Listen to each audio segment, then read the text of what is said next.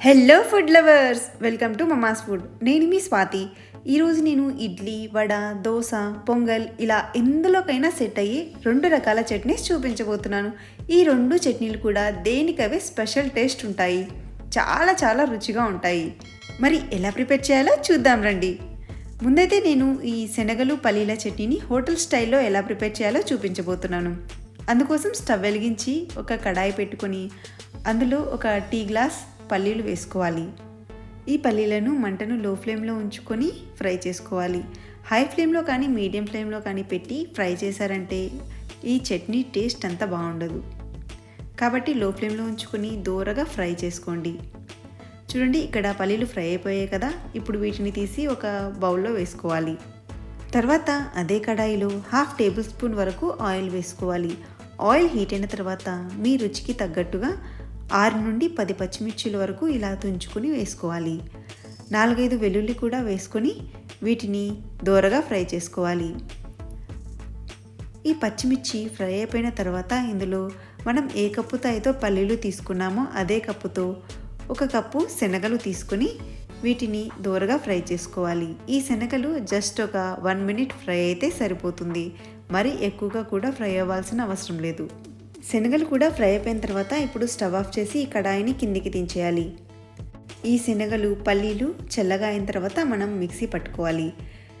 పల్లీలు మనం ఫ్రై చేసుకున్నాం కదా, కావాలంటే మీరు పైన పొట్టు తీసేసి మీరు యాడ్ చేసుకోవచ్చు. నేనైతే ఇలానే డైరెక్ట్గా వేస్తున్నాను.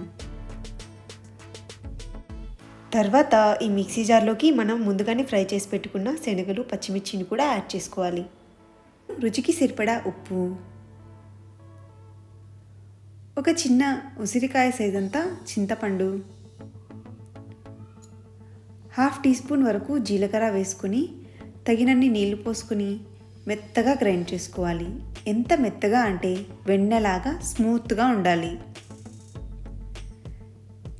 చూడండి, ఇక్కడ వీడియోలో చూపిస్తున్న విధంగా ఇలా మెత్తగా గ్రైండ్ చేసుకున్నాక దీన్ని ఒక బౌల్లోకి తీసుకుందాం. ఇప్పుడు మీ టేస్ట్కి తగ్గట్టుగా మీకు చిక్కగా కావాలి అనుకుంటే చిక్కగా, కొద్దిగా పలచగా కావాలి అనుకుంటే పలచగా వాటర్ యాడ్ చేసుకొని ఈ చట్నీ కన్సిస్టెన్సీని అడ్జస్ట్ చేసుకోవచ్చు. ఇప్పుడు ఈ చట్నీలోకి పోపు వేసుకోవాలి. పోపు కోసం స్టవ్ వెలిగించి తట్కా ప్యాన్ పెట్టుకొని అందులో 2 టేబుల్ స్పూన్స్ ఆయిల్ వేసుకోవాలి. ఆయిల్ హీట్ అయిన తర్వాత ఇందులో 1 టీ స్పూన్ పోపు దినుసులు వేసుకోవాలి. ఆవాలు, జీలకర్ర, పచ్చిశనగపప్పు, మినపప్పు వీటిని 1 టీ స్పూన్ వేసుకోవాలి. ఇవి ఫ్రై అయిన తర్వాత ఇందులో ఒక రెమ్మ కరివేపాకు, ఒక ఎండుమిర్చి వేసుకుని వీటిని కొద్దిగా ఫ్రై చేసుకుని స్టవ్ ఆఫ్ చేసి ఈ పోపుని చట్నీలో వేసుకోవాలి. ఈ పోపును చట్నీలో ఒకసారి బాగా మిక్స్ చేసుకొని సర్వ్ చేసుకోవడమే. అంతే, హోటల్ స్టైల్లో పల్లి శనగల చట్నీ రెడీ అయిపోయింది. ఇప్పుడు మనం ఈ టమాటో చట్నీని ఎలా ప్రిపేర్ చేయాలో చూసేద్దాం. ఈ టమాటో చట్నీ కోసం ముందుగా స్టవ్ వెలిగించి కడాయి పెట్టుకోవాలి. కడాయి హీట్ అయిన తర్వాత ఇందులో 2 టేబుల్ స్పూన్స్ వరకు ఆయిల్ వేసుకోవాలి. ఆయిల్ బాగా హీట్ అయిన తర్వాత ఇందులో 1 టేబుల్ స్పూన్ వరకు మినపప్పు వేసుకోవాలి. ఈ మినపప్పును కొద్దిగా ఫ్రై చేసుకోవాలి. ఈ మినపప్పు ఫ్రై అయిపోయిన తర్వాత ఇందులో 4-5 ఎండుమిర్చీలను వేసుకోవాలి. ఎండుమిర్చి కారానికి తగ్గట్టుగా వేసుకోవాలి. తర్వాత ఒక 1/2 టీ స్పూన్ జీలకర్ర, 3-4 వెల్లుల్లి వేసుకొని వీటిని కూడా కొద్దిగా ఫ్రై చేసుకోవాలి. ఇందులో ఎండుమిర్చికి బదులు మీరు పచ్చిమిర్చి కూడా యూస్ చేయొచ్చు. తర్వాత ఇందులో 3 టమాటోస్ని ఇలా ముక్కలుగా కట్ చేసుకొని యాడ్ చేసుకోవాలి. ఈ టమాటోస్ని ఒకసారి బాగా మిక్స్ చేసుకోవాలి.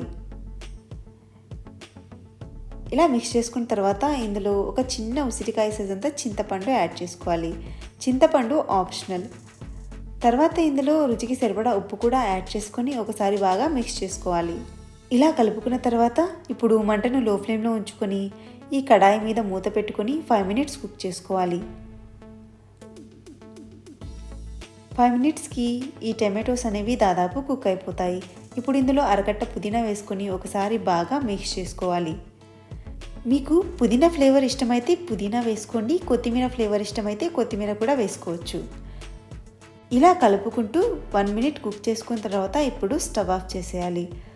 స్టవ్ ఆఫ్ చేసి ఇవి కొద్దిగా చల్లారిన తర్వాత మనం మిక్సీ పట్టుకోవాలి. ఈ టమాటోస్ని మిక్సీ జార్లో వేసుకొని ఇలా మెత్తగా గ్రైండ్ చేసుకోవాలి.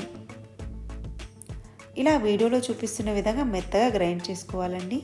ఇలా గ్రైండ్ చేసుకున్న తర్వాత ఇప్పుడు ఒక సర్వింగ్ బౌల్ తీసుకుని అందులోకి ఈ చట్నీని వేసుకోవాలి. ఈ చట్నీని కావాలంటే మీరు ఇలానే సర్వ్ చేయొచ్చు, లేదంటే పోపు కూడా వేసుకోవచ్చు.